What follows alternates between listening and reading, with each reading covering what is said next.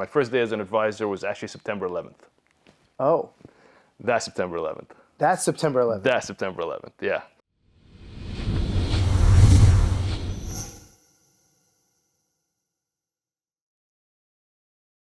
Hey guys, welcome to Untitled Success, the podcast where we go behind the scenes with local business owners to uncover their journeys from humble beginnings to thriving entrepreneurs. If you're thinking about starting your own business or looking for some guidance, you're in the right place. This podcast is a blueprint for success, packed with real stories, challenges, and actionable insights. My name is Timothy Taufilis. I'm here with Boulos Michael today, the owner and CEO of Stewardship Wealth Management. We're going to talk about the early life, some of the businesses, maybe a financial exercise, and a few, questions that I normally ask on the pod at the very end. So thank you for joining me. Yeah, sure. I mean, to me today, it would be a success. Define success as not having you get canceled by YouTube. Oh, right? Okay. All right. So, for me, everything above that is we're in the right mode. So just do me a favor if you're gonna cuss in Arabic, so maybe we can get away with it. Like that's my thought process. So the very first question I usually ask people on here is like, who were you in high school? Like, were you someone who was an introvert? You were someone who was like joined sports? Yeah. It's a good question. I'll tell you. I'll go back a little bit before that. We came to the United States. We were my parents are of Egyptian descent. We lived in Kuwait. We came to the United States by the grace of God 2 weeks before the Gulf War, and I was in 8th grade over here. Okay. I finished 7 years of education in Kuwait, and I educationally got placed in 8th grade here, even though I was 11 years old.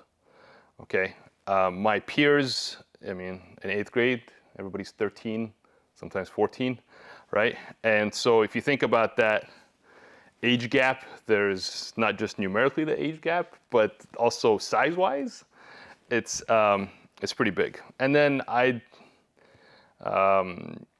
got caught with foot and mouth disease, something you'll probably notice in today's podcast too, in that during when the Gulf War was taking place, I informed people that I was born in Iraq. Right. So, growing up, I was hazed quite a bit, picked on quite a bit. I think in some scenarios, it kind of builds a little bit more character. Yeah. So I had the language though. Mm-hmm. I was fluent in English because we went to an English school out there. So I had the language. Culturally, it was very different, though. It was a complete culture shock. And then add to that the age differential of my peers. I had a very hard time adjusting. Academically, I suffered early on in my high school experience.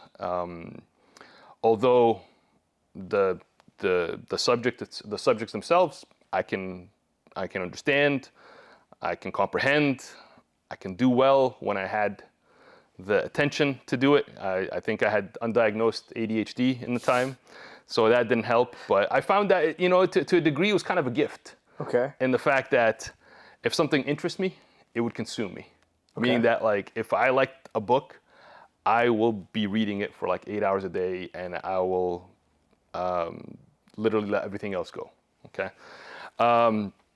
So we came to the States. Like I said, we had that transition for me, and then I graduated by the time I was 16. All through high school, I was a little bit more introverted. I think I really came out of my shell probably by the time I was 17 or so. Funny story. I had my sister it was her engagement party. Okay. And Boulos got a little tipsy. And I guess my alter ego came out. Do you have a name for the alter ego? Yeah. What's his name? It's Bolafiso. Bolafiso. Yeah, that was provided by fun memories. Anyways. Bolafiso came out that day. And Bolafiso was very active, very life of the party, and very hyper. And had a good time at that engagement party, and people had a great time, and I figured, people kind of like this version of Boulos. The world didn't implode when he came out, so all right, let's test that version out a bit. I just came out of my shell a little bit more and became, I think, a little bit more gregarious and outgoing, and I think it kind of seems like it was an inflection point for me. From there, did you kind of always knew that you wanted to do something in finance after like high school, or was this kind of like something you stumbled on? Absolutely not. So when I was in college, because my grades in high school weren't ideal, I went to junior college. I did that, and I really kicked it into gear once I started going to junior college, because I didn't want to be there for an extended period of time. Initially, I wanted to be a physical therapist, and I started with that path. And then I got really interested in finance. At the time, there was like a radio show. Okay. Before the age of YouTube and podcasts, and it took place on the weekends, and I listened to it religiously. Got really interested in it, like what's an IRA, what's a 401k, why a Roth IRA, why a 401k, why this, why that, how money's built, how wealth is attracted, all these things, and I just found it fascinating. My ADHD really took over, and at the time I was kind of far along in my degree. But I figured, you know what, it's not gonna sidetrack me that much if I just pick up another major. Yeah. So I picked up another major, and I graduated with finance and a kinesiology degree at the time. Both. Yeah. That's a lot of work for no reason. It's a lot of work for what? No reason. For no reason. Well, the kinesiology part. The kinesiology part is like I was almost done with it. I was like, all right, let's just finish it up. Because, like I said, I really got interested in finance. So I was like, all right, this is really what I want to do, but I'm almost done with this one. So let me just finish that up and just add it, it took another year or so. So it wasn't too bad, So you finished college. Right. And do you go straight to getting a finance job? Yeah. Or what was your first finance job? It was, at the time, we started at American Express Financial Advisors. That was the firm that hired me straight out of college. And did you need any license, by the way? so at the time, they sponsored you for the licenses. Okay. Which would be a Series 7? Yeah, Series 7, 66, and Life and Health. Okay. And we were in a program where you basically were paid to study for 3 months, along with getting on the phone and calling these crappy leads that we had back in the day for other advisors, for senior advisors. And we were in that program where if you failed any of your exams, you would get fired on the spot. Oh. Yeah. And took the life and health insurance. That was a breeze. The Series 7 rolled around, and to me, I was like, okay, you know what? I really want to do this. I'm not going to leave anything on the table. I was studying with a cohort of peers that were literally, we were around each other 8 to 10 hours a day, just studying, making sure that we have everything dialed in. And these individuals, I felt like, knew this information better than me. Okay. And unfortunately, they all failed and I passed. So I lost all my work friends overnight. And that exam's not easy. That exam's not easy. And I took it as a signal from God saying, like, this is what you need to do. Okay. And so I took the Series 7, did the 66 a few weeks after that, and then became a fully licensed advisor. And my first day as an advisor was actually September 11th. Oh. That's September 11th. That's September 11th. That's September 11th, yeah. I actually got 2 clients that day. And till this day, I still work with them. Okay. Yeah, great clients. And that was started the journey back in September 11th of 2001. So, okay. This happened to be interesting. I was having lunch with my dad 2 weeks ago. Yeah. So we're talking about a few things, and we're just kind of talking about life and basically my age right now. And so I told him, hey, I'm going to talk to Boulos Michael on an interview. Yeah. And he's like, he was telling me a story about you. Uh-oh. And so it was kind of eye-opening. Okay. So I think this is when you were in American Express. Dad was saying he was about 38 at the time. Okay. You call him up. He says, hey, I'd like to have lunch with you. Yeah. Right? Dad says, okay. He has lunch with you. And you're explaining to him, like, hey, come manage your money with me. I think this is when American Express. Right. So I was kind of thinking to myself, and he just started with Gulfstream at the time. And I was asking him, I was like, listen, respectfully, if it was me, I would have said no, because I would have rolled my 401k and all my things at work. Why would I trust someone outside of work rather than start my own company? So I was asking him, like, what gave you the idea to go with Boulos Michael? And he's like, I sat down with him. He's like, at first I thought I was entertaining a dinner or a lunch with a friend that, like, I still look at him as a kid. Yeah.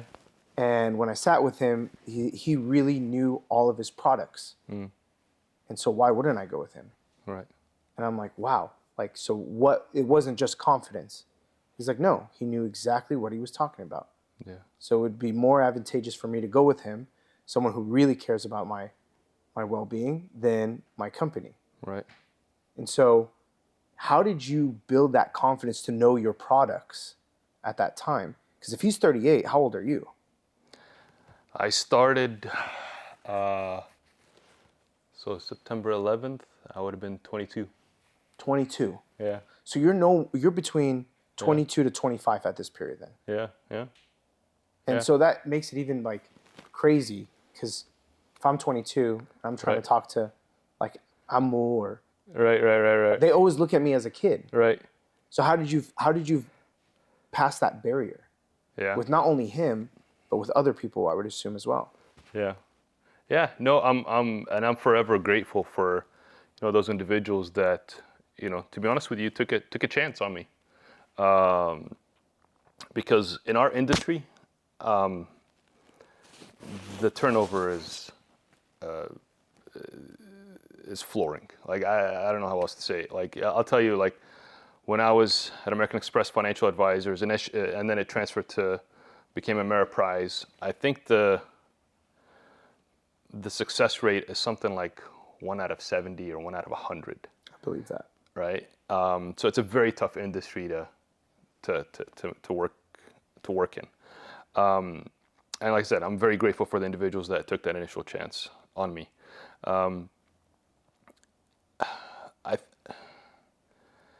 I think, to me, it's just this lifelong curiosity that I have, in terms of just how things work. Okay.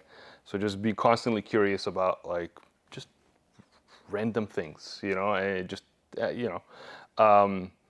so I'm a lifelong learner of things. Okay. And I think, honestly, too, that the second thing is pure grit. Growing up, into like 10th, 11th grade, I saw that, okay, financially, it was tight for my parents, and I remember at times, I mean, unfortunately, we would go hungry. And I figured, in my neighborhood, there was this, it was like a little house, and it was called Youth Employment Center.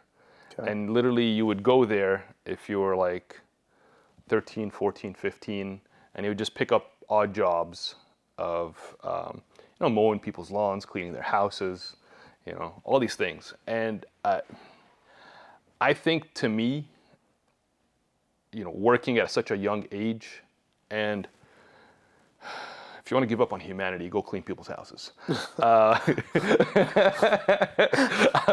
I've seen some doozies, man. What's the worst thing you ever saw? Oh my God, you're really gonna do this? Okay, I went to this retirement community, and it was a job I got through the Youth Employment Center, and it's sad because I think, honestly, like, thinking back now, this person should have had like a social service worker helper out here, because as soon as I step into the apartment, this is going to be very vile.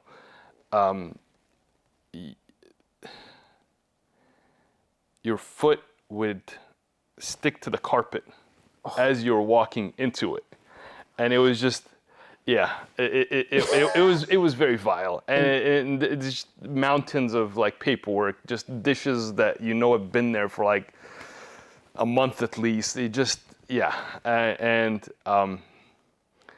I went to that house once and I didn't go back, but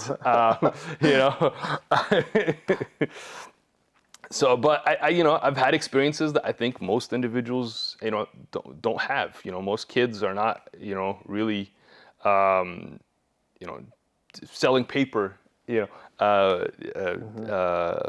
to door, and getting that rejection in their face, and like I said, cleaning people's houses, or just kind of the big mentality of just hard work, right? And I think that really carried me through in my discipline and my approach to my career and my field, in that, like, okay, to me there is no option B. This is what I'm going to do. This is what I'm put on this earth to do. I really enjoy it. The client acquisition part initially was very hard, until you become a subject matter expert, and then people start coming to you. But initially it's very hard, right? And you have to go through that process and that learning curve, because I think it just makes you a better version of yourself.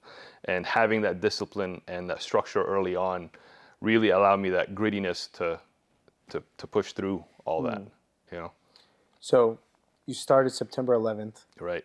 Right, at American Express. Right. And it turned into Ameriprise? Right. So American Express Financial Advisors was a division of American Express. Okay. And then they spun us off so that they can focus on the credit card side of things, because, honestly, it's a lot more profitable. And I was with Ameriprise up until February of 2023. So just about 2 years ago. And I established my own firm of Stewardship Wealth Management Solutions. So that wasn't during COVID that you started Stewardship? No, it was not during COVID. Okay. Yeah. So I was like, you must have picked other times perfectly fine then. Right? Okay. So you go through this motion, right, of working for Ameriprise and then starting your own company. Right. Now, like, I'm always, as someone who's looking at you guys and saying, like, okay, you guys are starting your businesses. It's not like you're starting your business when you're ready. You're starting your business, you have 3 kids. Yeah. Right? You're starting your business with clientele, probably. Right. But it's still, like, no backing right. of whatsoever. So what made you decide to start your own company at this point? So, and did you have any fears, knowing that you have children and a mortgage and all this? Well, here's the thing: is when it comes to establishing your own firm, it's a lot of initial work trying to get things up and going. Okay, but it's exciting. You pick your all the different softwares that you want. We're very manic with our client experience, so we just figure, okay, what are the best systems and the best processes for the client experience, okay? But as Ameriprise, when I was at Ameriprise, I had a franchise of Ameriprise. So I already had, in essence, my own business. I had my own office space, I had my own team, and since we have our established clientele, okay, we change the sign in the front from Ameriprise to Stewardship Wealth, and we're able to bring our clients over. And we had 98.4% of our clients transition with us, make that transition with us. You're making it sound easy. It's no, I'll tell you. The year up to before that transition, I actually had a pretty bad back problem, which eventually led to back surgery. The October before that transition. But I was like, hey, we started this train. We're just gonna, keep just gonna pushing keep through. going. Yeah, we're just gonna keep Wow. pushing through. Okay. And I'm very grateful. I have a great team that works with me. I'm forever grateful for our clients and on our relationships, and that they allow me that grace to be able to heal in time and still be part of that transition once we rolled out with it. It had its challenges. Would you And say that's your biggest challenge from starting the business, or were there other challenges that were bigger than that? to me, I mean, I'm a financial planner, so by design, I like to have structure Okay. and processes, right? And we dial in as much as we can, but at the end of the day, it's still a new venture for us. Yeah. Okay, so we don't know what we don't know yet. And that first 6 months, I kind of compare it to like drinking from a fire hose. You're learning, all these different systems, all the different processes that you've prepared for, but until you're in it, it's really hard to like be 100% dialed in. Yeah. Which is something that was an adjustment for me, because I like that sense of understanding and control before I start really doing something. And being a business owner, it's the only change is, the only constant is change itself. Yeah. Right. So it's always exciting in that sense. But yeah, over in 2024, we really caught our stride, and things were really humming along nicely. So we have a really good groove right now at our practice, and having a good time. Did you ever had any self-doubt when you were starting this business? Like, there's some people that kind of lay their head at night and they say, I should have just stuck with working for Ameriprise, for example. Yeah. At least I have the backing of that. Yeah. Right. Some people are like, nope, like I'm gun-ho. Yeah. I mean, for me, for example, like starting this podcast, like I have a vision and I know where I want to go. Right. But it doesn't change the fact, like sometimes I lay my head at night and I'm like, what the hell am I doing? What am I doing? Like there's 20 people that like do this better than I do. Right. David mentioned, he's like, sometimes it feels like you're having the imposter syndrome. Like there are other people that are going to do it better than you. Right. So did you have any of this self-doubt when you were starting this business? To me, it was always part of the vision, in terms of having our own firm with our own branding, and we can tell our own story. Okay, away from just a Fortune 500 company, because they have their own vision and their own structure, and I didn't want to be just part of that. I wanted to really have something that stands for what we believe in, and is able to work with clients in the way we believe, as stewards of their financial journey, we should be doing. Okay. So to me, it was always part of the vision of doing that. It's just a matter of like when I was going to be able to do it. So 2024, you said you started catching stride. Yeah. What would you have to say if you had to pinpoint one or two things that allowed you to grow this last 2 years, really? Yeah. Just like I think with any sort of business, you can't be everything to everyone. Yeah. Okay. It's a very hard lesson to learn. It is a very hard lesson to learn. Why are you saying that? Because I feel like me personally, on this other business venture that I'm doing, I feel like I have to be everywhere at the same time, at the same place, and I have to please everyone. Yeah. And it's exhausting. Yeah. So it's a lesson that I'm still trying to learn right now. Yeah. So maybe you can give me some insight to this. Yeah. No, it's I love what's really interesting about this industry is that you can be a constant student in it and still feel like you're scratching the surface. Yeah, okay. Okay? Yes. All right. So knowing that I can't be everything to everyone, where are my proficiencies? Okay? Where are my strengths? Where are the clients that I really feel like I bring a lot of value to, and I can really move the needle for them in terms of being the best financial resource for them, okay? And to me, it's been specializing with business owners in the healthcare industry, okay? So you're talking about veterinarians, dentists, doctors. Can you elaborate why? Like, A few different things. First, so if we take an example for a vet, right? That seems to be the most common practice in our community. community. All right. So if we take that example Okay. versus someone who, I don't know, as an e-commerce Right. business, why are you more tailored to the vet? Yeah. So here's the thing: is I think a lot of healthcare professionals get into their respective industries because they have really a drive to help somebody or help an animal, like I said, in a vet industry, because they're passionate about helping that clientele, okay, or helping that animal of some sort, right? Unfortunately, in veterinary school, they don't teach you how to run a business. No. A veterinary practice, right? Unfortunately, in medical school, they don't teach you how to run a medical practice, a dental practice, and dentistry, so forth and so on, okay? So I can take a lot of the learnings that I have being a business owner of 20 plus years, okay? And the brain trust that I have with working with those individuals in my existing client base, okay?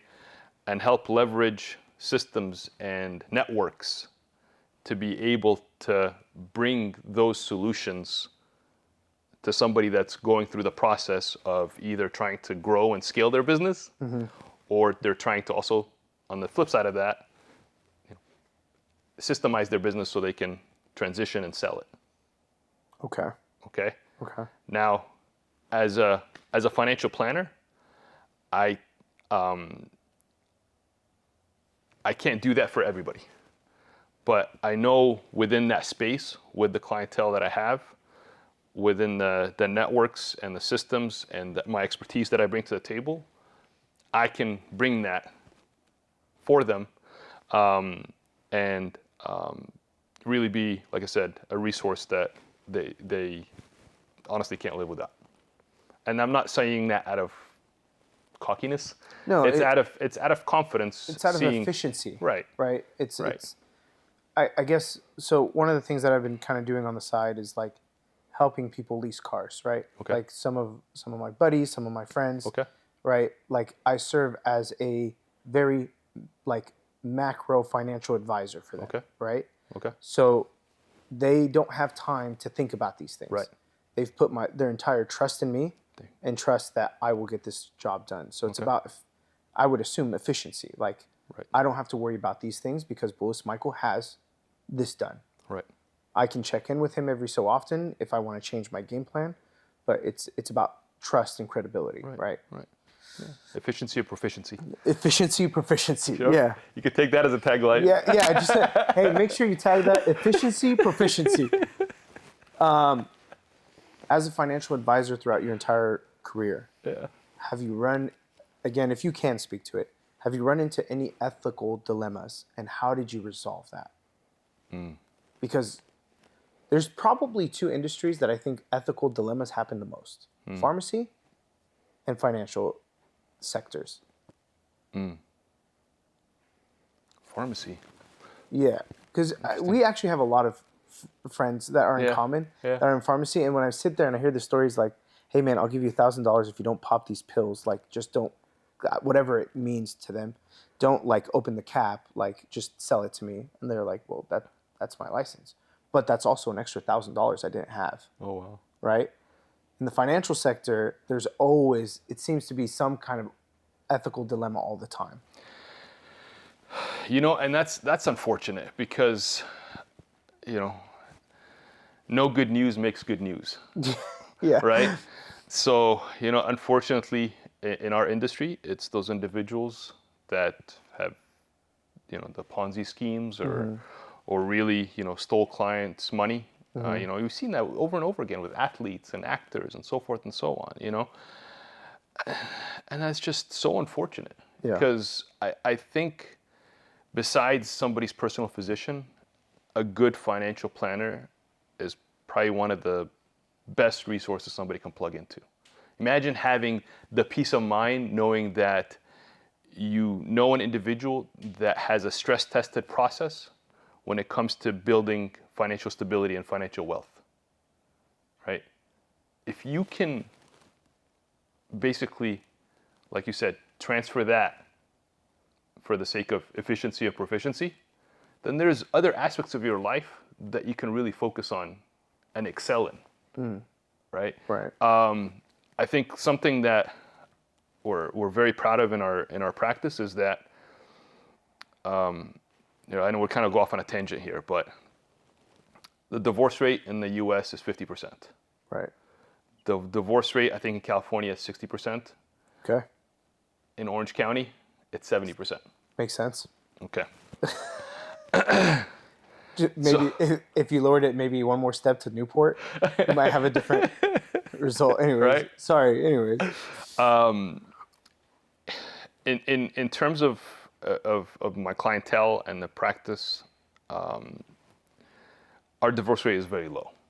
Okay. Okay, like in my 23 years of working as a financial planner, I can probably count the amount of divorces that we have within our client base on two hands. Okay, and I think a big part of that is once a couple get on the same page financially, okay, in my eyes they become unstoppable. Okay. Right? If you have, because when a couple is formed, everybody has their own experiences with money, right? Positive, negative, the way they've made money, the way they've lost money, the cultural experiences and so forth. Everything is, very diverse in a lot of scenarios, right?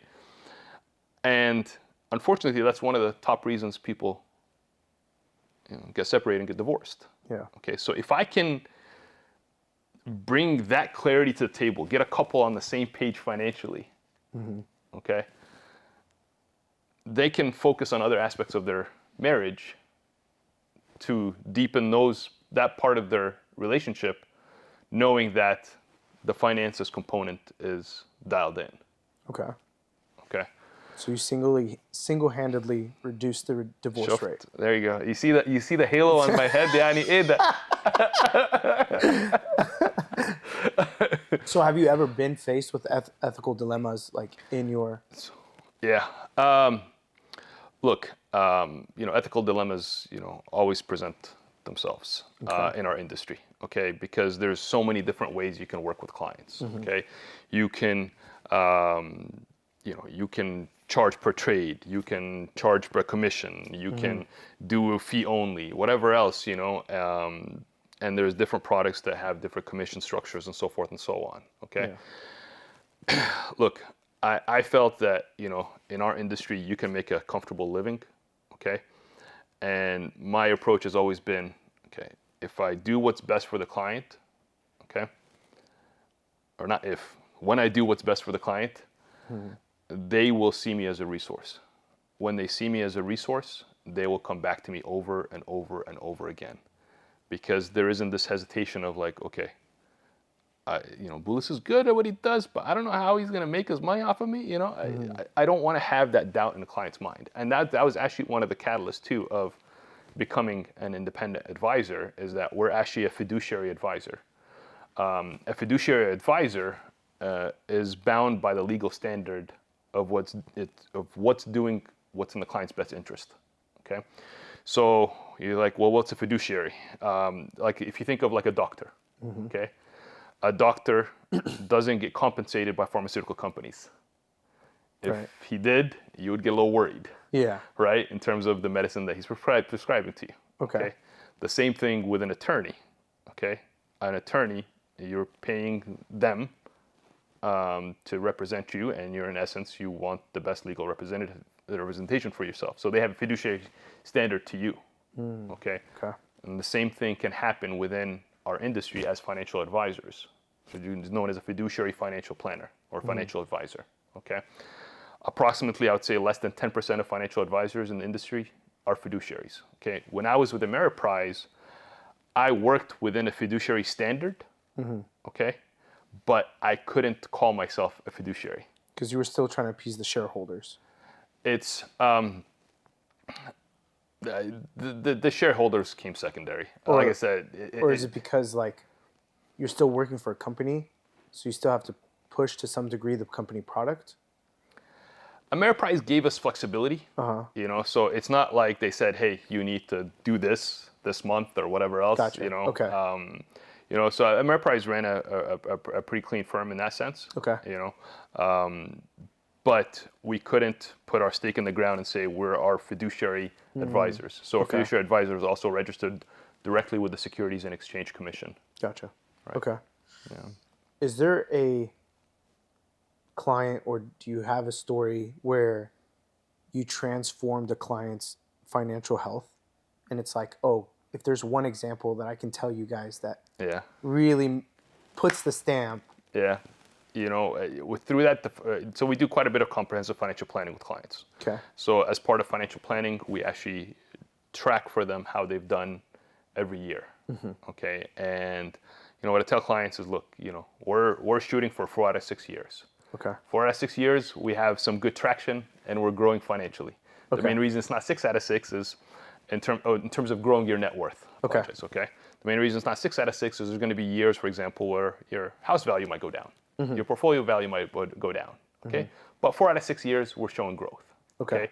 So I've had clients that, you know, I've worked with for 20 plus years, and we've helped track their net worth over time. I'll tell you a good example. One of my clients that I initially started working with, you know, their main focus as a couple was to make sure that the wife was able to stay home with the kids and be a hands-on resource for their education. Okay, I worked with them throughout the financial planning process. It wasn't a feasible goal for them for the first 2 years, but eventually we made that transition happen. Okay, and then back then the majority of their net worth was tied into their house. So they're very house poor, house rich and cash poor. Okay. Welcome Gotcha. to California, right? Yeah, yeah. All right.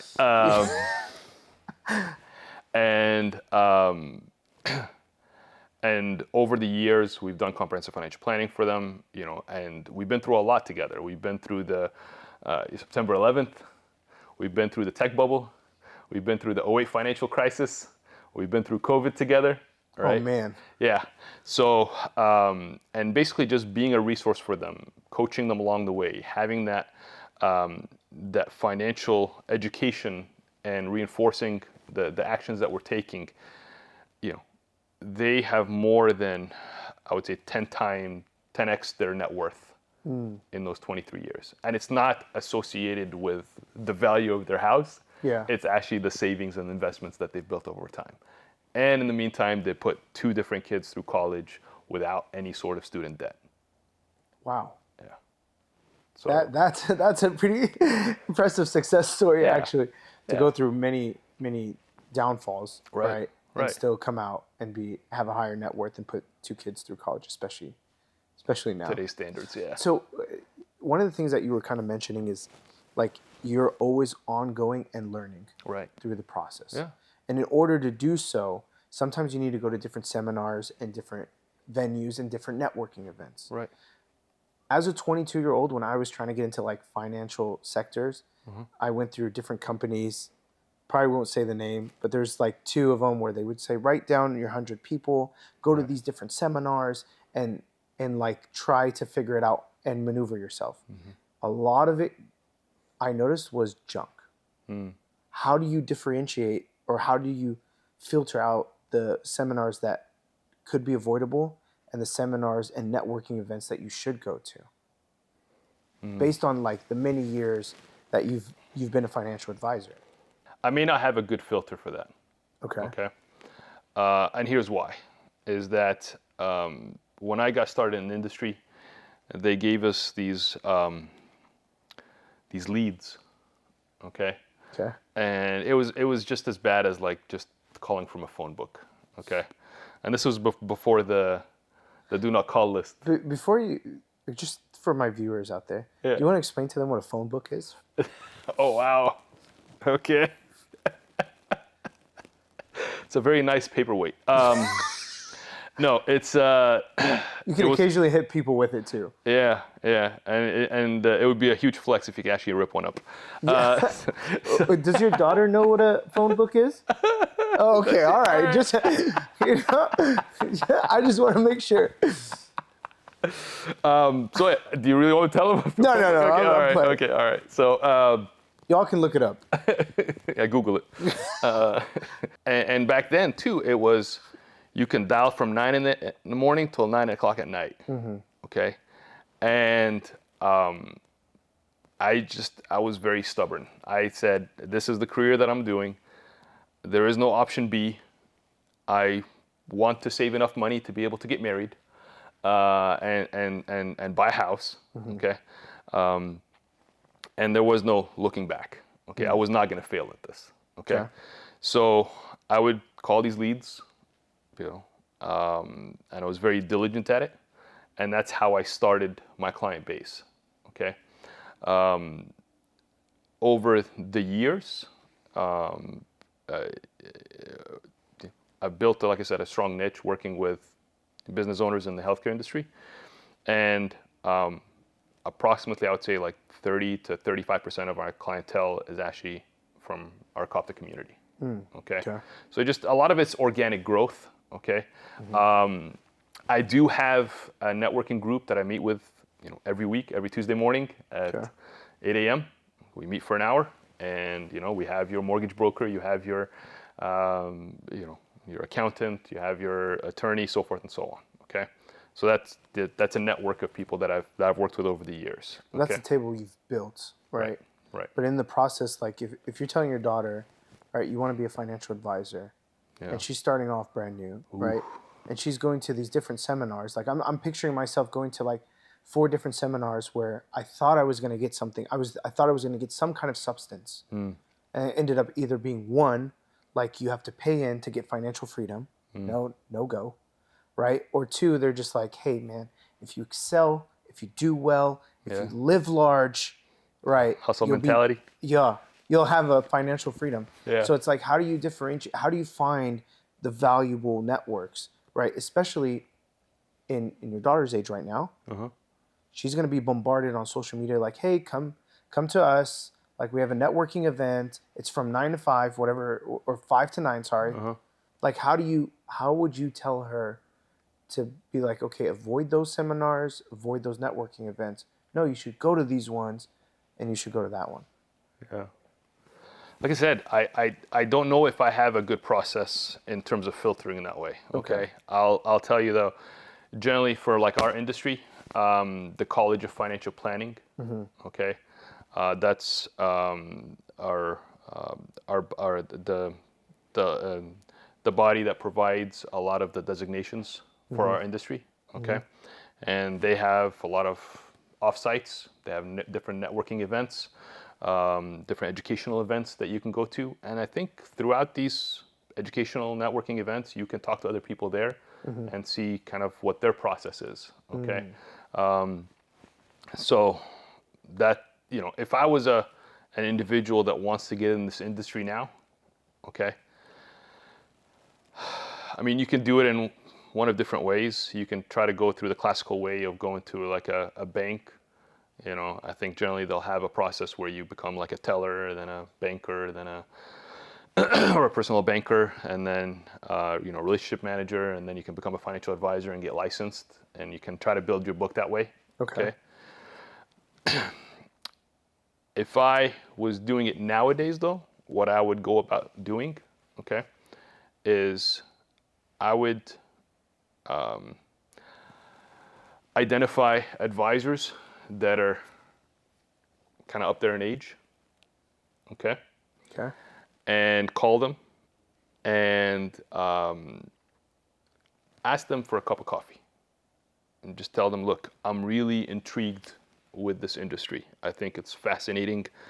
I'd love to learn a little bit more about it. Can I pick your brain for 20 minutes and I'll get you a cup of coffee? Okay. And if you have a pipeline of 15 to 20 people that you're doing that with, you don't think organically something's going to happen? I think organically something will happen. I think hopefully, God willing, that you don't get burned out before it does start happening. If it was easy, everybody would be doing it. You're not wrong. You're not wrong. But like, you know what it feels like to get that 20, 30 no's. Right. Before it starts organically growing. Yeah. It's painful. It is. It is. But it's, I think it weeds out a lot of individuals that, don't need to be in the industry. Maybe a little harsh to say, but I think organically there would be a lot that takes place having those conversations, and you can just, and you can approach it with pure curiosity around, like, tell me, how you built your business, why you got into it, how you get your clientele, so forth and so on. And then you would cap it with, like, hey, if I'm interested in this industry, how would you go about approaching it? Okay. You'll never know. Maybe somebody says, like, hey, a buddy of mine and another financial advisor has been looking for, office staff, and, they want to work. They want somebody there. Yeah. Okay, great. No problem. Get that foot in the door. Okay. Get that foot in the door, understand the systems, understand how things work. And as you build that experience, then you can take a look at looking up another 5-10 years down the line and kind of repeating the whole process again. If you're not a financial advisor at that point, you can say, okay, let me interview all these other advisors that are also up there in age, and offer them a solution of some sort. Okay. So I have a personal question for you. Yeah. It's more for me. Okay. So I'm at an age right now where I'm trying to grow 2 or 3 different businesses. I'm also trying to, like, get 2 or 3 more homes, right? So I'm running around a lot. Yeah. And one of my guilty, like, things that I feel inside is, like, not spending enough time with my kids. Right? So I look at you as someone who, in my head particularly, has it all. You say that, but God. I'm like, you have a healthy marriage, you have healthy kids, you have your business, and it's not easy to manage. So I have a 2-part question. One, how has your marriage not fallen apart through this whole chaos? Because it's always something that I worry about. Yeah. Because it's like, I'm trying to build. Right. I really am trying to build. But there's other things that I need to spend time to. So, like, if I was single, yeah, dude, 9 to 9, I could be out all day and doing that. Having a kid, and again, I'm still in the learning phases, as you can imagine. I have these things that I have to accomplish, but I can't accelerate at the time that I want it to be, because I want to spend time with my wife and I want to spend time with my kids. So how did you manage not to, like, 1, your marriage fall apart, 2, maintain this relationship with not just one? I'm freaking out for 1 kid. You have 3 kids, my man. Yeah. Look, man. I think to me it starts with having a partner that's on the same page as you. Okay. And at times people think that, like, life is a marathon, okay, and then you just kind of need to just keep going, and I think that's complete horseshit, okay, because to me, if you think of, like, athletes, okay, honestly, the sprinter's physique appeals to me a lot more than a marathoner's physique. Okay. Okay. All right. And nothing against them, but to me they seem like feeble and weak. I'd rather, although I have a lot to strive for, try to get a sprinter's physique. You guys are just muscle on top of muscle. Yeah. And I think I approached that. approach life with that same kind of thought process. I can't in any fashion just kind of keep going and keep grinding, because what's going to happen is that my efficiency is going to eventually be very subpar. Okay. Okay. So I believe life is a series of sprints. Okay. And as part of those sprints, there's going to be waves in the practice where I am working 60 hours a week. Okay. And I literally come into the house and I say goodnight, and the kids don't even see me in the morning. Okay. Yeah. Days like that still happen. Okay.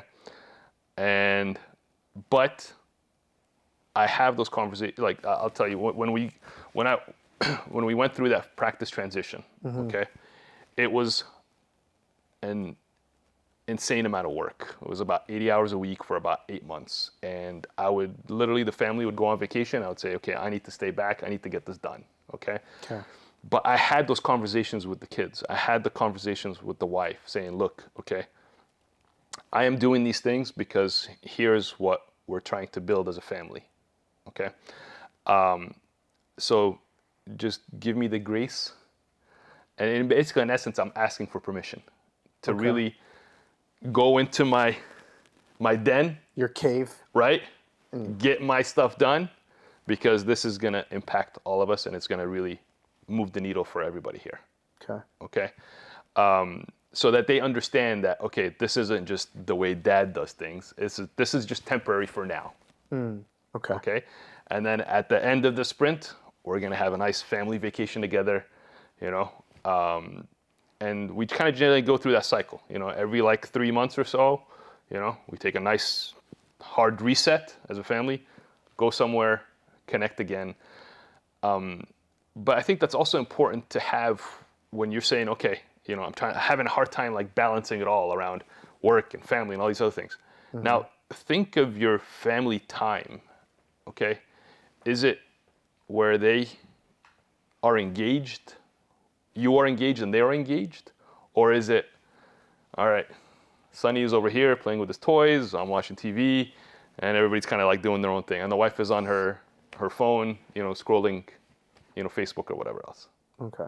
Okay. So it's the what the actions that are there and the quality of the actual time that are there. Okay.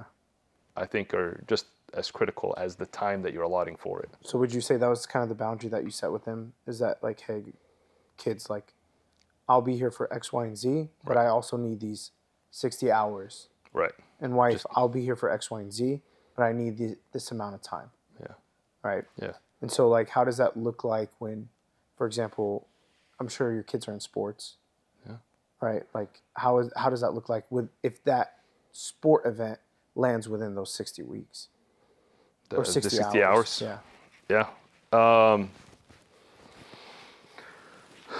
Unfortunately, especially like in that time of that transition of the practice, I missed sporting events. I missed plays. I missed,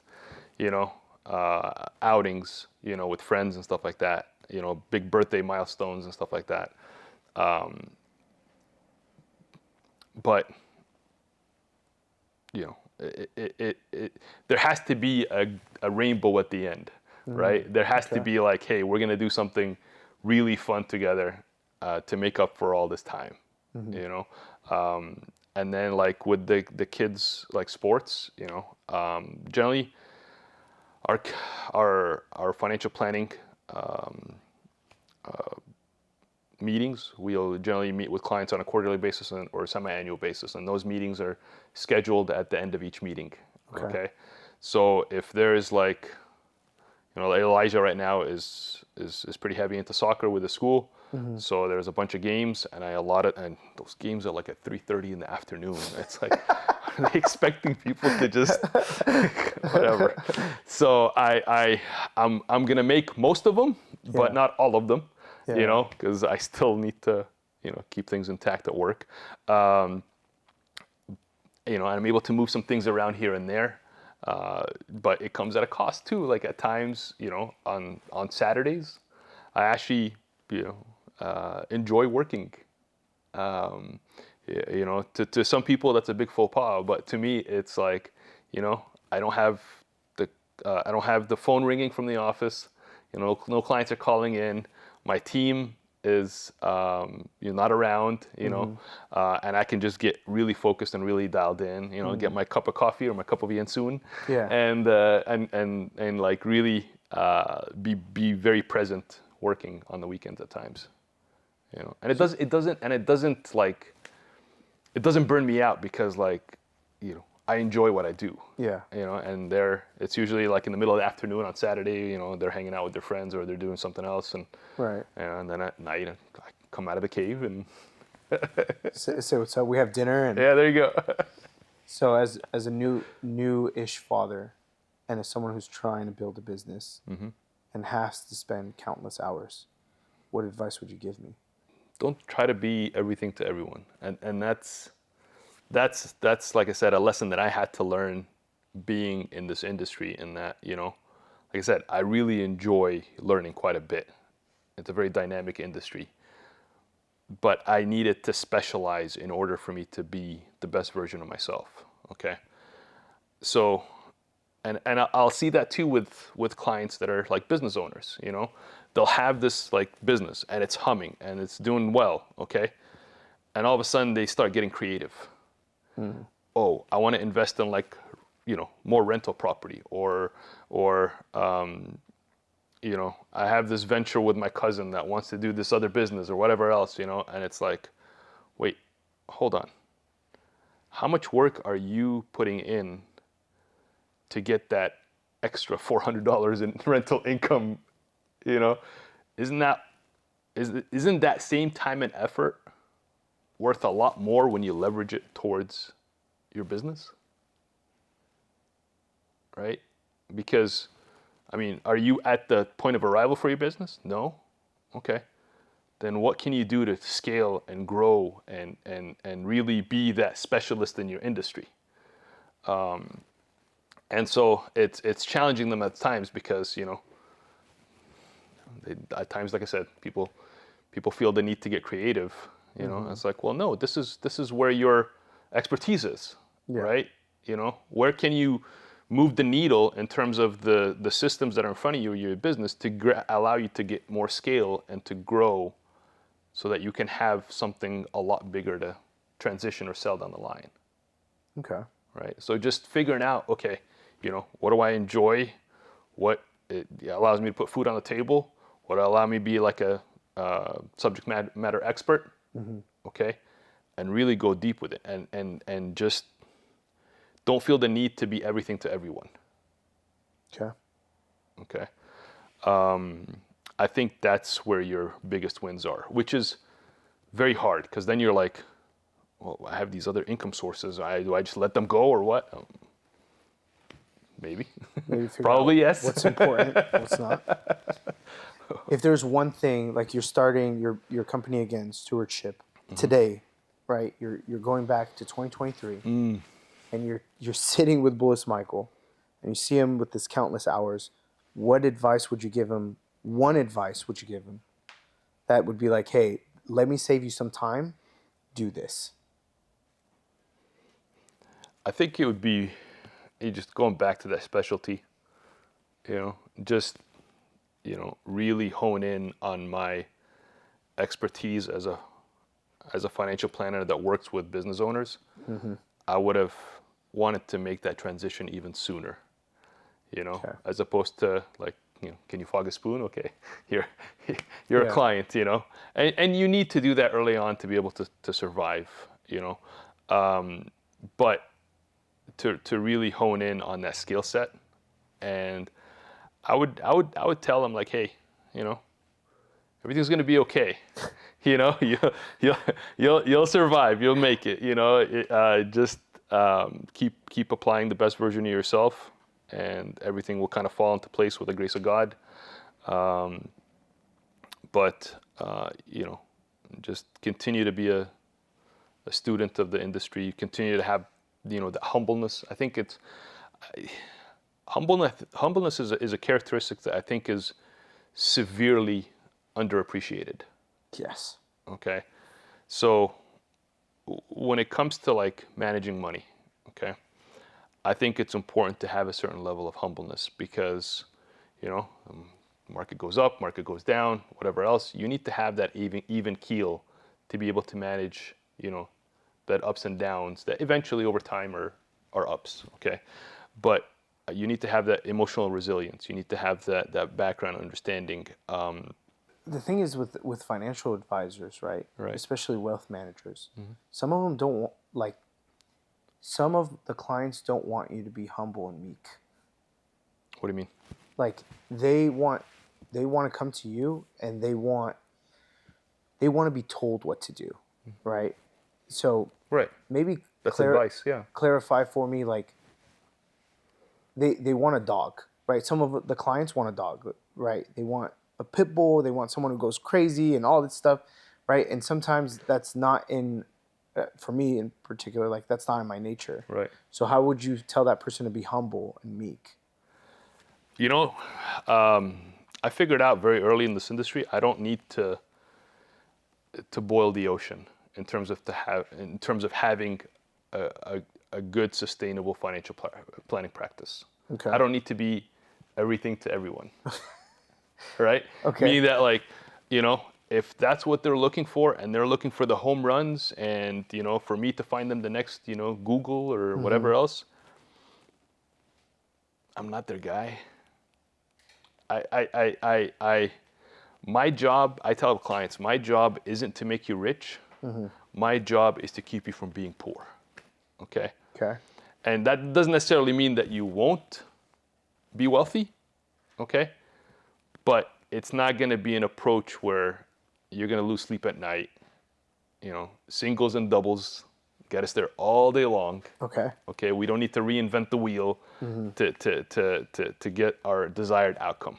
Okay. Okay, and especially like I said, when you're dealing with business owners, you know, a good amount of them have built their wealth. Now it's just a matter of managing it around taxes, managing it to have a component of growth, but not managing it in a fashion where they can just get humbled overnight. Okay. So I have two more questions for you, and then we're going to kind of go into a financial exercise that I kind of want to walk through. Through this whole process, technology has changed quite dramatic. Yeah. Right? I remember one time just like being in a meeting with you and my dad, right? I was probably 16, 17 at the time, and we're talking about fracking. I was like, I don't know what the hell fracking is. You know? Yeah. I don't know what the word is. I'm assuming you're probably cussing out my dad, but that's fine, right? How has technology changed the playing field for you now? Yeah. I think technology has brought in a lot of efficiencies, meaning that I'll tell you, you know, in our industry, maybe like 20 years ago, you know, you could hire a financial advisor to just manage your investments. Okay. Okay. Now, with the emergence of technology, we can provide a lot more of a comprehensive financial guidance to clients, meaning not just managing their investments, but doing it in a fashion that's very tax efficient.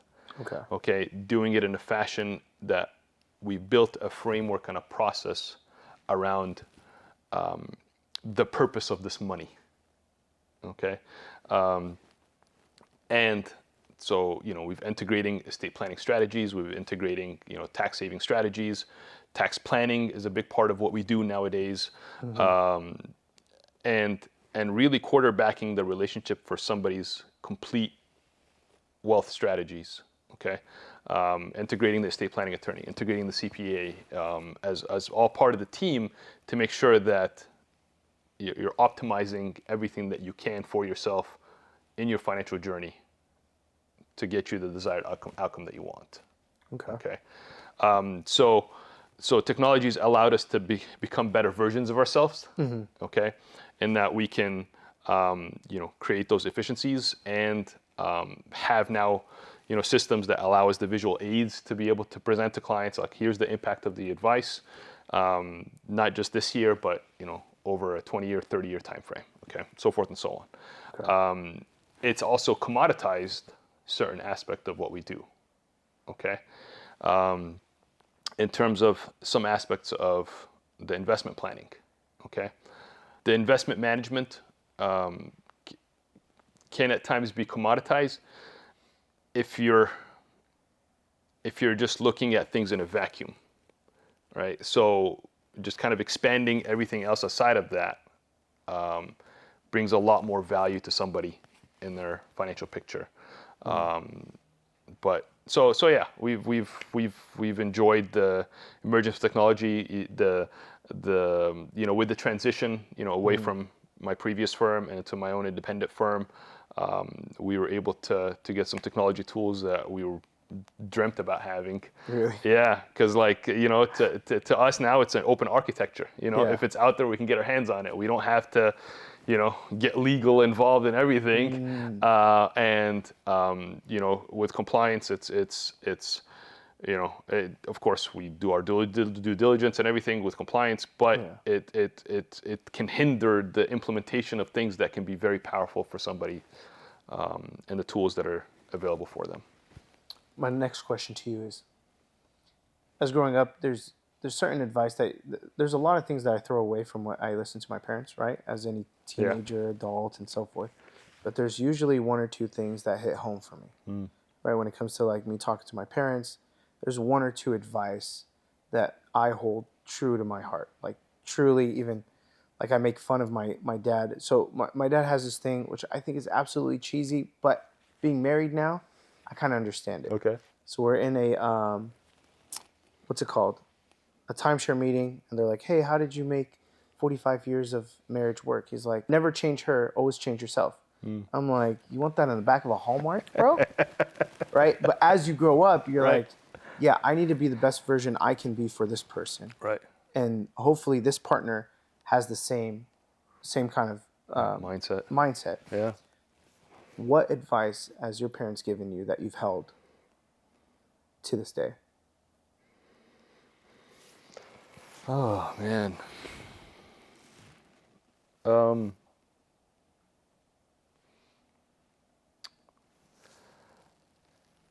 I think the importance of, if you're going to do something for yourself that is, or if you're going to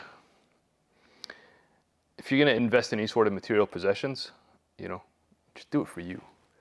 Don't necessarily do it for a purpose of, keeping up with the Joneses, right? Because with that mindset, you're never gonna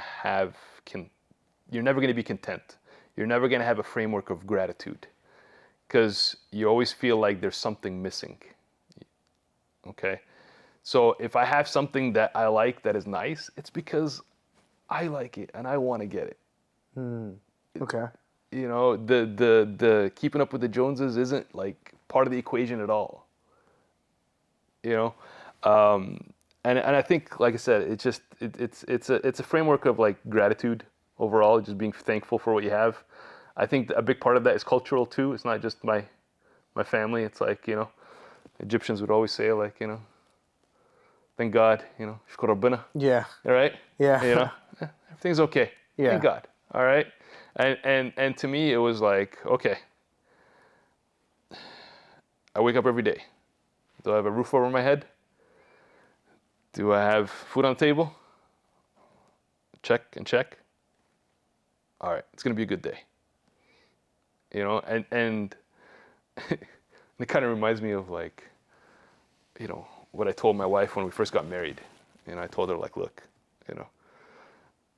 the only way you're going to be happy in this marriage is if you have very low expectations of me.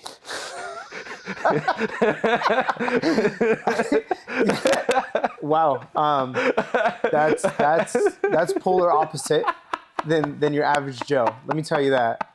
Okay. Because to you, everything would be a plus from there, right? Okay. I mean, I take it in jest, of course, but that to me, that's okay. I still have my family around me, food on the table, roof overhead. Okay, everything's okay. And I think that's important to have, that kind of mentality, and the fact that, when you go through something through COVID, okay, it was very unsettling for everyone. Yeah. Right. And it even challenged me because, it's like, okay, I wake up, all right, food on the table, roof over my head, okay, good. Then why do I feel so off? Yeah. You know, Could be because you don't have pants on. That could probably be the reason why. It's one of the reasons. I didn't know what pants were for like 4 or 5 months, but optional, right? optional.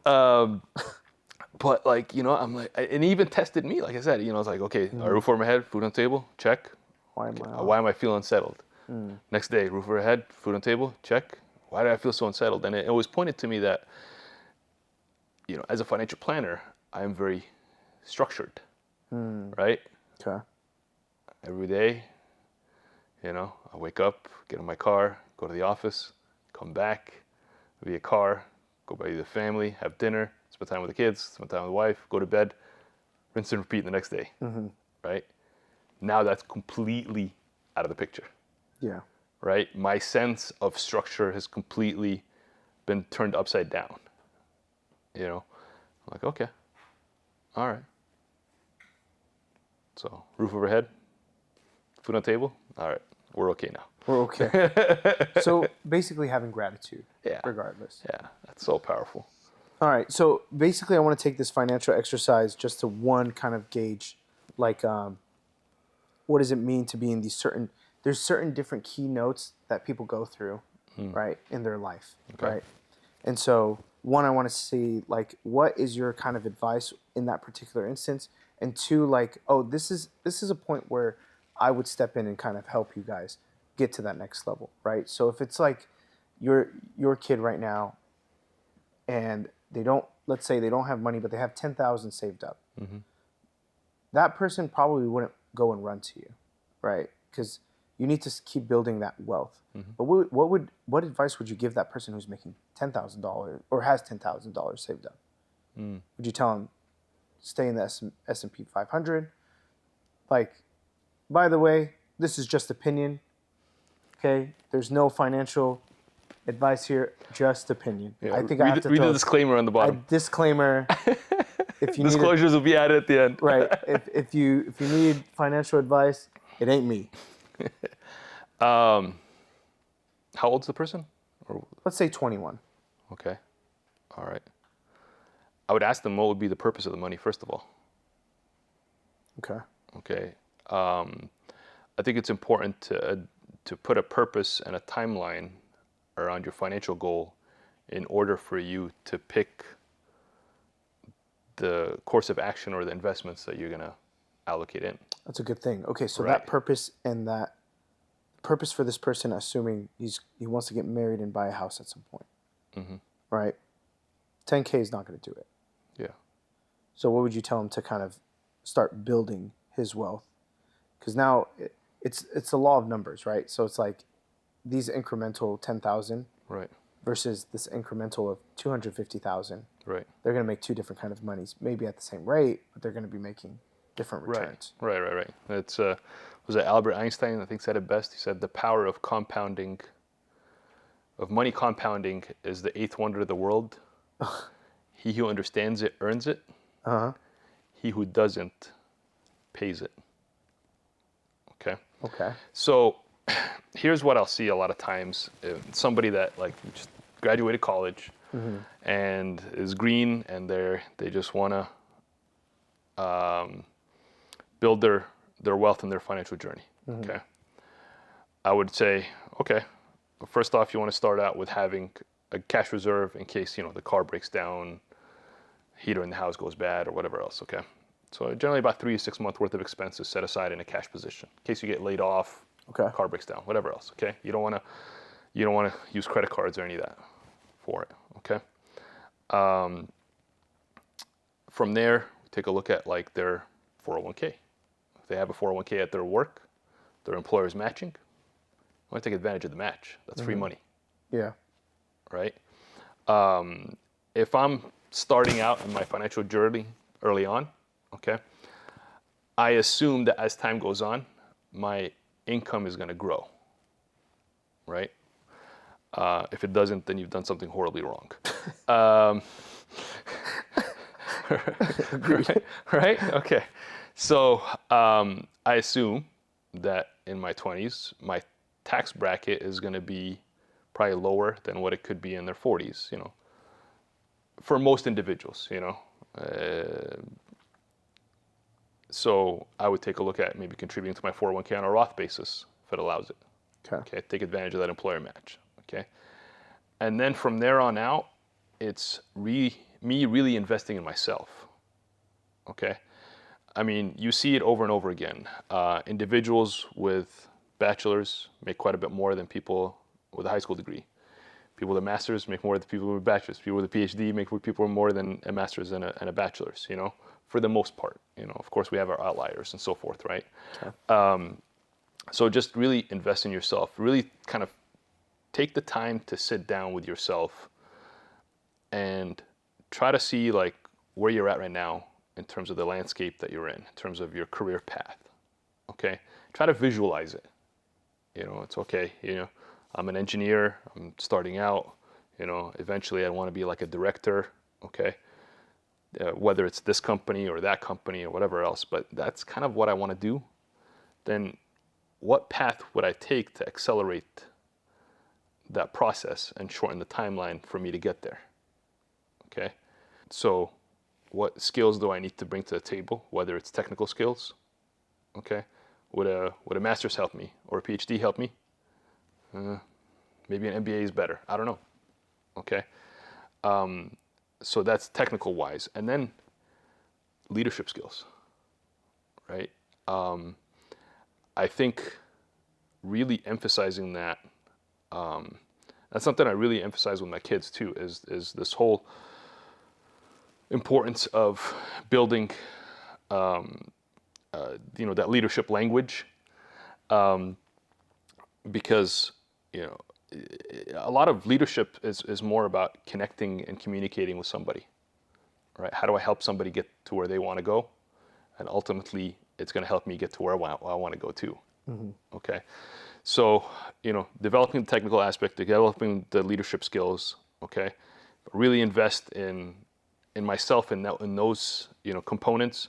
I'm probably overlooking some other things, but if I really invest in at least these two components, mm-hmm. it will help me accelerate me as an individual to get to the ultimately what I want to be. So this 21-year-old, right? Save as much as you can. Maximize your 401k if there's a match. Yeah. And build skill sets. Exactly. Those are the three as a 21. Because like I'll see individuals in their 20s and their focus is like, hey, let me optimize my, you know, my $8,000 stock portfolio to get some wins. And it's like, okay, well, hey, you got some great wins. How much you make? $3,000. Whatever amount it is great, mm-hmm. or whatever loss, you know, it's a learning experience, I guess, you know, but you're not moving the needle. Where you move the needle is like, okay, I'm making, as an engineer starting out, you know, I don't know, 100,000, 110,000. Sure. Okay. You know, I want this $300,000 job. Okay. How do I get there as fast as possible? You know?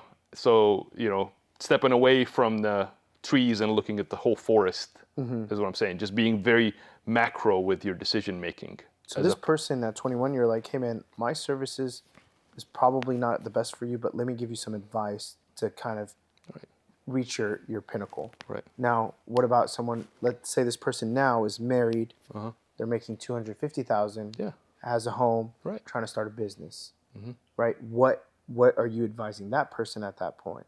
Yeah. A lot of variables as part of that, you know, what kind of business, the kind of capital structure you need to have, the funding sources, and you know, but a lot of the basics are still in there in mm-hmm. terms of, okay, we don't have any credit card debt, let's build up our reserves, let's build a framework and a process around all the different goals, mm-hmm. you know, whether it's, you know, short term, I want to buy a business, a little longer term, I want to provide, you know, education planning for my son or daughter, and then very long term is more around retirement, you know. So having something going in each one of those aspects, I think is critical, and getting the couple on the same page financially. Once again, going back to that, you know, everybody comes in with their own experiences, their own thought process, their own biases, you know. So how do we take all these different variables into place here and get them on the same page financially? Okay. Right. So they can focus on making that 250 a year, or scaling that as time goes on, or whatever else. So we want to get rid of credit cards, build up good reserves, have a process and framework for all these different goals. What's the one, now that you're kind of breaking it down for me all through these things, my assumption is that every time a client comes to you, there's usually one or two faults that happen with every couple or with every financial planning, right? What are those things? Like, for example, if I came to you, right, I'm making this much, I have this business, I have this property, right? There's probably a good chance that you can identify one or two faults immediately without me coming to the table from the beginning. What are the most common faults that you see across all the boards? I think a big part of it is not living within your means. Okay. We're in Orange County, Yeah. right? It's a lot of it's keeping up with the Joneses, but if you, the insight that I think is pretty unique that I bring to the table is I see where people stand financially. And I'll tell you, with the Joneses, 8 out of 10 times, they're holding on by a thread. Okay? And you're in Orange County. No matter what you do, you're not impressing anybody. Nobody really cares. Okay, so just let go of that thought process. I think it's pretty hard to let go of that. It is. But, the road to building wealth is a lonely road. It's not, if it's for the masses, then everybody would be putting their kids through college without any student debt, or, retiring, comfortably at age 55, with all the boxes checked off. Very few people are doing that, right? Okay. It's, let me get my toys, Yes. right? And hey, more power to you. But it usually comes at a cost, right? And so, like, to me, I wanted to make sure that, okay, I plan as if, God forbid, if something ever happens to me, my family's going to be okay. And you can do that through, like, life insurance, right? But also I wanted to plan wealth-wise that in case, God forbid, something ever happens to me, family's still going to be okay, regardless of insurance or not. So we sacrificed quite a bit over the years. But, ultimately, if you want to be in a different financial position than your peers, you need to take different financial actions. Okay. All right. And if I'm telling you, like, keeping up with the Joneses, 80% of those people, like I said, holding on by a thread. Oh, man. One of the last questions I want to ask you, first of all, thank you for absolutely, being with this me. was a lot of fun. Yeah. One of the last questions I have for you, I think it holds a little bit more value as the older you are and the more kids you have. But one of the last questions is, like, if you did pass away today, what is the one thing or two things that you hope that you instill in your children to carry on through their life? I think the importance of legacy and thinking outside of yourself. And here's what I mean, okay? A lot of our parents had very similar experiences coming to the States. Yeah. Right? I'll tell you, my dad was a mechanical engineer. So we used to live in Kuwait. He had a very comfortable position as a mechanical engineer. My mom was a physicist, okay? The respectable job also in Kuwait, okay? But they knew that the best opportunities for their kids was not in Kuwait. It was in this foreign land called the US, okay? And they picked up everything that they had, okay? And took those risks. And they did that because they had this internal belief that the best opportunities for their kids was here, right? Can you imagine doing that yourself right now? Nope. We talk about it all the time. I'm gonna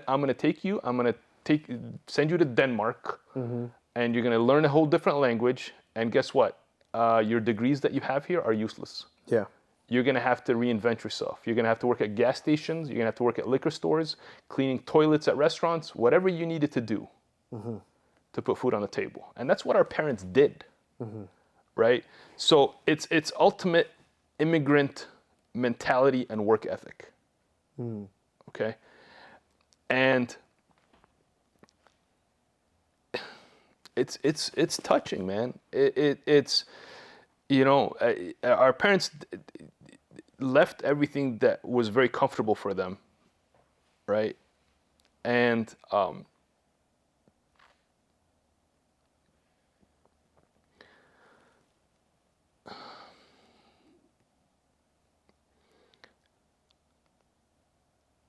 I'm forever grateful for that, right?